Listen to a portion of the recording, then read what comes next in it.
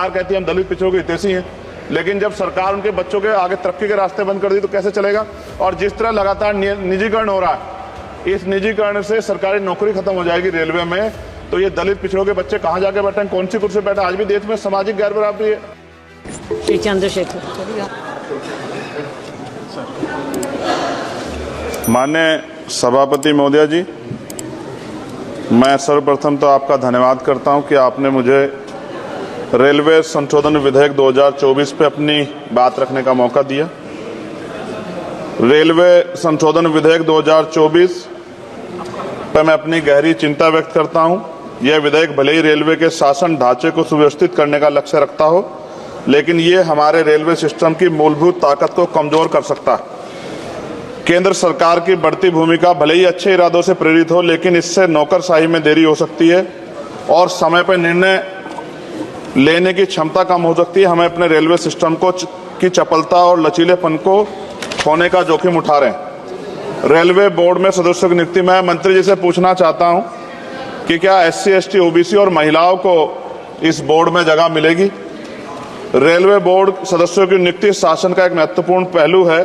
यह आवश्यक है कि नियुक्ति योग्यता और विशेषज्ञता के आधार पर हो, न कि राजनीतिक विचारधाराओं के आधार पर। इस मोर्चे पर कोई भी समझौता निर्णय लेने की गुणवत्ता और भारतीय रेलवे के समग्र प्रदर्शन में गिरावट का कारण बन सकता है। जनता की जरूरतें सर्वोपरि है, इसलिए हमारे लिए आम आदमी की जरूरतें सर्वोपरि है। रेलवे सुलभ, किफायती और विश्वसनीय होना चाहिए। विधेयक को सुनिश्चित करना चाहिए कि इन सिद्धांतों का पालन होगा। हालांकि विधेयक का उद्देश्य अच्छा हो सकता है, लेकिन इससे संभावित परिणाम दूरगामी है। हमें सावधानीपूर्वक आगे बढ़ना चाहिए और सुनिश्चित करना चाहिए कि सुधार रेलवे के मूल तत्वों को कमजोर न करें। साथ साथ सभापति महोदया, जिस लोकसभा क्षेत्र से मैं आता हूं नगीना, वो बहुत पिछड़ा हुआ क्षेत्र है। वहां के युवा, किसान, महिलाएं, मजदूर जीवन यापन करने के लिए कठिनाइयों का सामना करना पड़ता है उनको। इसलिए मैं माननीय मंत्री जी से मांग करूंगा कि नजीबाबाद से मुंबई और जम्मू के लिए ट्रेन चलाई जाए। साथ साथ नजीबाबाद स्टेशन गढ़वाल का प्रवेश द्वार है। मैं आपसे आग्रह करूंगा कि वहां जल भराव की समस्या होती है स्टेशन पे, उसकी देखरेख की जाए। बेगमपुरा एक्सप्रेस वाराणसी टू जम्मू तवी का स्टॉपेज वहां हो।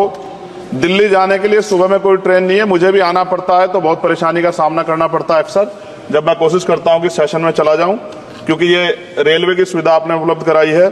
जलालाबाद क्रॉसिंग पे ओवर ब्रिज बनना चाहिए। धामपुर में 2 जगह पे समस्या है सर, कई घंटे खड़ा होना पड़ता है, ओवर ब्रिज की आवश्यकता है वहां। नगीना में ओवर ब्रिज की जो कोतवाली वाला क्षेत्र है उसमें, सेहोरा में ओवर ब्रिज की दिक्कत है, किरतपुर में है। और बैकलॉग सर बहुत इंपॉर्टेंट विषय है। रेलवे का बैकलॉग जल्दी जल्दी भरना चाहिए। जनरल कोच बढ़ाए जाने चाहिए, क्योंकि बहुत बड़ी आबादी रेलवे में सफर करती है। बहुत लोगों की जान दुर्घटना में जा रही है। हमने कई एक्सीडेंट जो है देखे हैं, और एक कर्मचारी की जान के जिस तरह दबके, ये भी एक बहुत बड़ी समस्या थी। जनता में गुस्सा पैदा हुआ, इसकी रोकथाम की जाए। गरीब यात्रा करने के लिए जाता है, अंतिम यात्रा ना हो जाए, इस बात का हमें ध्यान रखना पड़ेगा। साथ साथ इसका मुझे एक मुख्य कारण ये दिखाई देता है कि लोको पायलट को रात और दिन में ड्यूटी करनी पड़ती है। मैं खत्म कर रहा हूं। रात की ड्यूटी कठिन है, उसके बाद पर्याप्त आराम चाहिए। इस संबंध में HPC का सुझाव भी था कि लोको पायलट के लिए 2 रात्रि बाद ड्यूटी का आदेश हो, तो ये इस पे अमल नहीं किया गया, जिसके कारण उनकी आंख लग जाती है और कई बार दुर्घटना होती है। हजारों लोगों की जिंदगी से खिलवाड़ नहीं होना चाहिए। कोरोना काल में बंद गई ट्रेन पुनः चालू की जाए, और SC, ST, OBC के बच्चों को जो पहले पास मिलते थे, जब कई कंपटीशन की तैयारी के लिए वो पेपर देने जाते थे, मिलते तो बंद कर दिए। सरकार कहती है हम दलित पिछड़ों के हितैषी हैं, लेकिन जब सरकार उनके बच्चों के आगे तरक्की के रास्ते बंद कर दी तो कैसे चलेगा।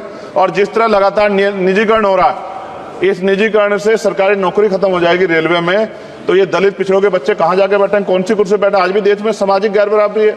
तो मैं इसलिए मंत्री से मांग करता हूं कि आपने नजीबाबाद में वंदे भारत का स्टॉपेज दिया, इसके लिए मैं आपका धन्यवाद करता हूं। लेकिन ये भी, इसके अलावा हमने कई मांग उठाई थी, लेकिन उन पर कोई कार्रवाई नहीं हुई। तो मंत्री जी, पार्टी से अलग हटके आप सोचे कि उस क्षेत्र का भी तरक्की होनी चाहिए, ये भी आपके अधिकार क्षेत्र का मामला है। मैं दोबारा सभापति महोदय को धन्यवाद देता हूं और माननीय मंत्री से आग्रह करता हूं कि हमारी मांगों पर ध्यान दें और उस क्षेत्र में अवसर पैदा हो, इसका ख्याल रखें।